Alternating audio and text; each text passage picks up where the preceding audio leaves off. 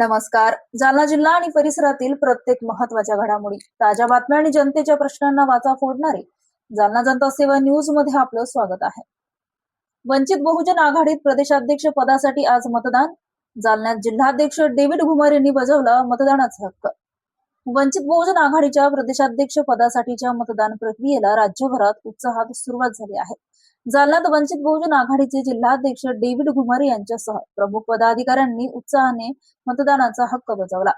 पक्षाच्या या ऐतिहासिक उपक्रमाबाबत माहिती देताना डेव्हिड घुमारे म्हणाले, प्रदेशाध्यक्ष पदासाठी 1 तर कार्यकारिणी सदस्यांसाठी 12 मते देण्याचा अधिकार मतदारांना देण्यात आला आहे.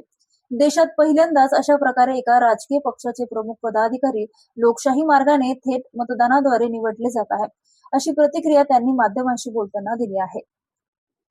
अशाच विश्वासार्ह बातम्यांसाठी आमच्या चॅनलला आता सबस्क्राईब करा. इंस्टाग्राम आणि फेसबुकवर फॉलो करायला विसरू नका.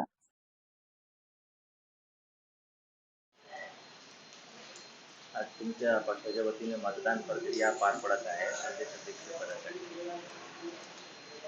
आदरणीय नेते बाळासाहेब आंबेडकरांच्या आदेशाप्रमाणे देशामध्ये पहिल्यांदा कोणत्या राजकीय पक्षाचं प्रदेशाध्यक्ष पदाचं या ठिकाणी लोकशाही पद्धतीनं मतदान होत आहे.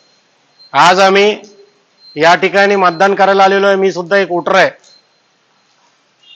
अध्यक्षपदासाठी 1 आणि कार्यकारिणीतल्या सदस्यांसाठी 12 मते करण्याचा त्या ठिकाणी अधिकार आहे.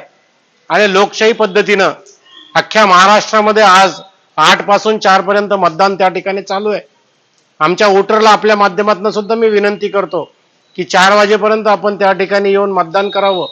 या देशामधली ही सगळ्यात मोठी लोकशाहीची ही प्रक्रिया आहे. कोणत्याही राजकीय पक्षाने आतापर्यंत अशा प्रकारे लोकशाही पद्धतीने आपला प्रदेशाध्यक्ष निवडला नाही.